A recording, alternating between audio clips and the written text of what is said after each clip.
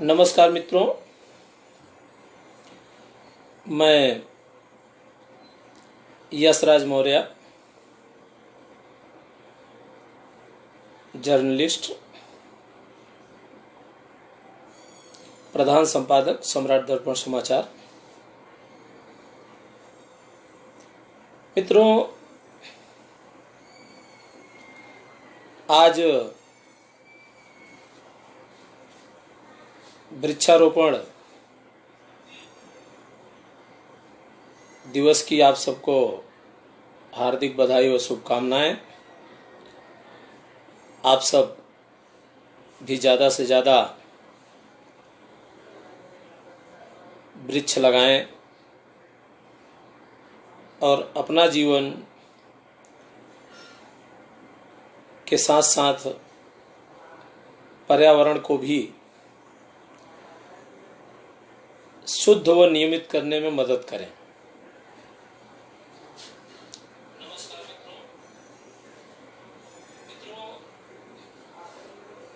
और सूरत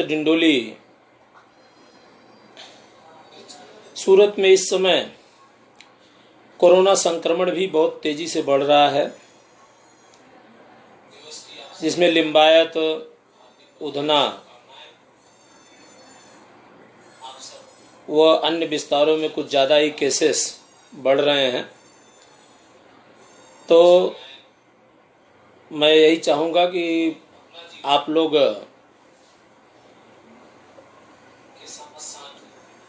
सतर्क भी रहें, सुरक्षित रहें।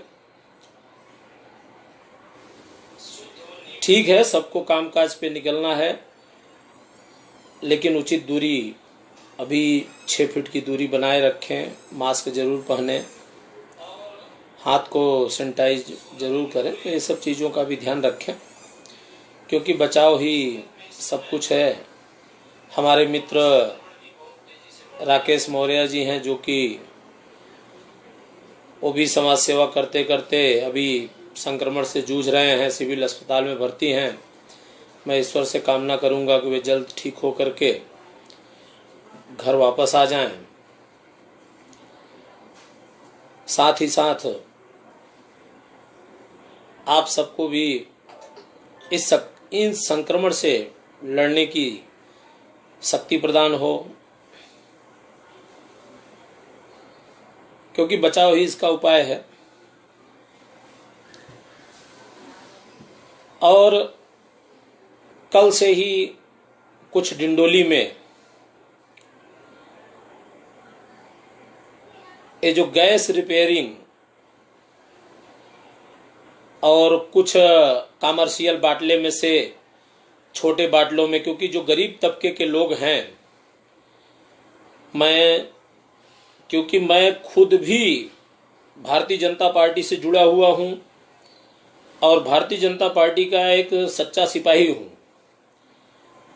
मैं यहाँ के भारतीय जनता पार्टी प्रमुख माननीय श्री नितिन भजिया वाला से भी अनुरोध करूंगा कि हमारी बात पे गौर करें, या भाजपा के जो भी हमारे सहयोगी कारपोरेटर या अन्य पदाधिकारी, हमारे यशस्वी मुख्यमंत्री श्री विजय रूपाणी जी, सबको इस बात पे गौर करना चाहिए कि यह लॉकडाउन चल रहा है और जितने भी भाजपा कार्यकर्ता, आरएसएस के लोग या अन्य सामाजिक संस्थाएं बहुत ही सेवा भाव का कार्य किया है।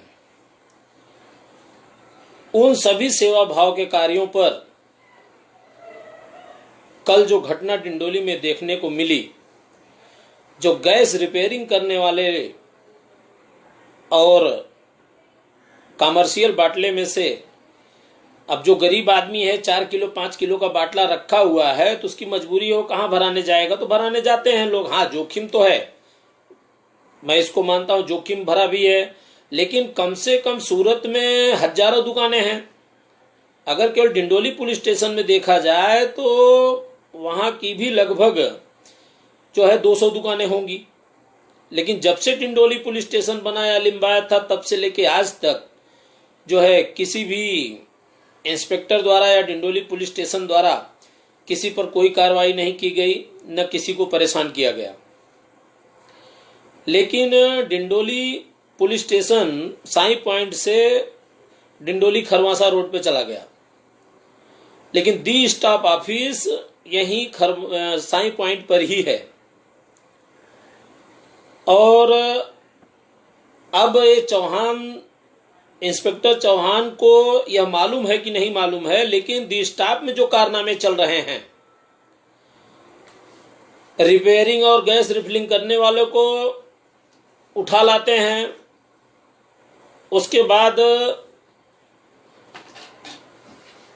उनके ऊपर उनको गरीब आदमियों के कांटे वह बड़े बड़े बाटले सब जमा कर लिए जा रहे हैं। उसके बाद अगर वे उनको पैसे देने में असमर्थता जता रहे हैं तो उनको कि जबकि अवेलेबल धारा है उनको जमानत दे देना चाहिए 2-4 घंटे में, लेकिन उनको जानबूझ के परेशान करने के लिए 24 घंटे रखा जा रहा है। कल तो हद हो गई, वहां पुलिस स्टेशन के अंदर जो है जिस आदमी को बंद किए थे वह बेचारा, उसके घर वाले गए, पानी तक नहीं देने दे रहे थे। आदमी सुबह से लेके आज तक वह बगैर खाए पिए रहा वहां लॉकअप के अंदर। तो यह गलत बात है। और इस लॉकडाउन में कोई कैसे देगा? अगर उनसे 1000-2000 रुपए पर दुकान पे मांग रहे हैं ये लोग, तो कैसे देगा आदमी? आज के डेट में क्या कोई दुकानदार कमा रहा है क्या? तो यह सोचने वाला और बहुत ही विचारणीय विषय है, क्योंकि मैं कल उसके घर से फोन आया तो मैंने कई बार दी स्टाफ के दर्जी साहब को मैसेज भी किया कि भाई ठीक है, वो लॉकअप में उनको 12-1 बजे से रखे हैं, रात को 10 बज गया जो है, और उसके घर वाले जमानत के कागज लेके वहां पे खड़े हैं, तो उनको छोड़ दीजिए। लेकिन किसी प्रकार का कोई वो नहीं। और ऐसा अभी तो काफी चर्चा का विषय बना हुआ है दी स्टाफ ऑफिस कि जो है अब जो है गैस रिफिलिंग और गैस रिपेयरिंग वालों से ये लोग हफ्ता वसूली का काम करेंगे। दी स्टाफ ऑफिस के द्वारा नियमित रूप से गरीब तबके के लोगों को हैरान परेशान किया जा रहा है। न जाने क्या नौबत आ गई है इस लॉकडाउन में। गरीबों से 1000-2000 उग्रहणी करने का दी स्टाफ अपना जुगाड़ लगा रहा है, उल्टा गरीब लोगों को प्रताड़ित कर रहा है। तो मेरा निवेदन यही है जो है पुलिस कमिश्नर श्री से कि डिंडोली द स्टाफ के इस कारनामे के ऊपर लगाम लगनी चाहिए, क्योंकि गरीब आदमी जो रहीस्ता से कमा खा रहा है उसके ऊपर किसी प्रकार की आंच नहीं आनी चाहिए। इतना ही नहीं, हम लोगों को धमकाया जाता है, हम लोग पत्रकार हैं, हम लोगों को भी धमकाया जाता है कि आप कुछ लिखेंगे इधर उधर तो आप, क्योंकि देखिए क्या है कि इनके कारनामे बहुत बढ़ चुके हैं। डिंडोली में कितना जो है दारू वालों का कितना बवाल चलता रहता था, लेकिन ये लोग धमकाते भी हैं कि आप हमारे खिलाफ लिखेंगे तो हम आपको कुछ न कुछ, अगर हम नहीं करेंगे दूसरे से करवा देंगे कुछ न कुछ। तो ऐसे भी शक्यता इन लोगों से बनी रहती है। तो इन सब बातों को संज्ञान में लें, क्योंकि भारतीय जनता पार्टी गरीबों की सरकार है और गरीबों पर सबसे ज़्यादा ध्यान देने वाली सरकार है। तो अगर इस तरह इस लॉकडाउन में गैस रिपेयरिंग वो तो मदद ही करते हैं, जो लोग बड़े बाटले छोटे बाटले में हमारा हिसाब से मदद करते हो गरीबों की, क्योंकि गरीब बेचारा 2-4 किलो गैस कहीं खरीदने जाएगा तो पाएगा कैसे? 5,000-7,000 रुपये महीने कमाता है, उसका नहीं जुगाड़ बैठेगा कैसे? तो इन सब कारणों से वो लोग भी मजबूर हैं, तो उनकी मजबूरी का फायदा न उठाया जाए। हमारी यही विनती है। मैं सामाजिक कार्यकर्ता होने के नाते, क्योंकि देखिए क्या है कि हम कई जगह से जुड़े हैं, ठीक है, पत्रकार, हमारा दैनिक न्यूज़पेपर भी है, साप्ताहिक न्यूज़पेपर है, लेकिन कुछ कारणवश पिताजी जी की तबीयत वगैरह ज़्यादा ख़राब रहती थी, तो बार बार हमें साल में 6-7 महीने गांव रहना पड़ता था, या अभी भी 2 महीने गांव रहा, फिर उसके बाद आया, तो ये सब सिलसिला चलता रहता है। तो इससे थोड़ा कार्यों में हमारे अव्यवस्था उत्पन्न हुई है, लेकिन हम सामाजिक कार्यों से भी जुड़े हुए हैं। भारतीय जनता पार्टी के सच्चे सिपाही हैं हम लोग, आरएसएस के कार्यकर्ता हैं हम लोग, और पत्रकार भी हैं। तो हमें क्या गलत हो रहा है, क्या सही, इसका आकलन हम भी कर सकते हैं। पुलिस स्टेशन में जब जब मीटिंग होती है तो हम लोग जाते हैं, वहाँ शांति समिति के सदस्य भी हैं, लेकिन इससे कोई मतलब नहीं। जिस आदमी को कल इन्होंने रखा, वह आदमी एफओपी में कितनी बार सेवा कर चुका है, फ्रेंड ऑफ पुलिस में, और उस आदमी को भी इन लोगों ने इतना प्रताड़ित किया कल कि उसकी हद हो गई। तो आदमी सेवा भी दे और उसको परेशान भी किया जाए, तो ऐसा कब तक चलेगा। तो मैं जितने भी गैस रिपेयरिंग वाले, एक गैस रिफिलिंग वाले हैं, ठीक है, वो धंधा उनका मैं मानता हूँ जोखिम भरा है, लेकिन मैं ये कहना चाहूँगा कि वे धीरे धीरे अपने धंधे को चेंज कर दें, और जो कोई भी अगर हफ्ता मांगने आता है डिंडोली 10 स्टाफ का या कोई भी, तो तुरंत जो है 100 नंबर पे कॉल करें।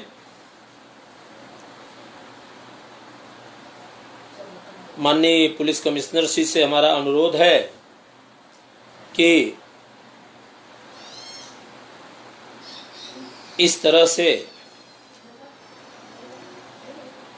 अमानवीय व्यवहार से जनता के मन में पुलिस विभाग से विश्वास उठता जा रहा है, जबकि पुलिस सच्ची निष्ठा और सेवा का कार्य करती है, इसके लिए जानी जाती है। लेकिन कुछ लोग हैं जो पुलिस विभाग का नाम एकदम गंदा करना चाहते हैं, तो मैं चाहूँगा कि उनके ऊपर लगाम लगनी चाहिए, और उनके नाम भी आएंगे, जल्द ही जल्द आएंगे। आज मैं मुलाकात करूँगा, जिन भाइयों को ये लोग उठाकर ले गए थे, आज उनसे मुलाकात करूँगा और उन पुलिस वालों का नाम पूछूंगा, और उनका नाम सामने जरूर आएगा। इसी के साथ धन्यवाद। जय हिंद, जय भारत।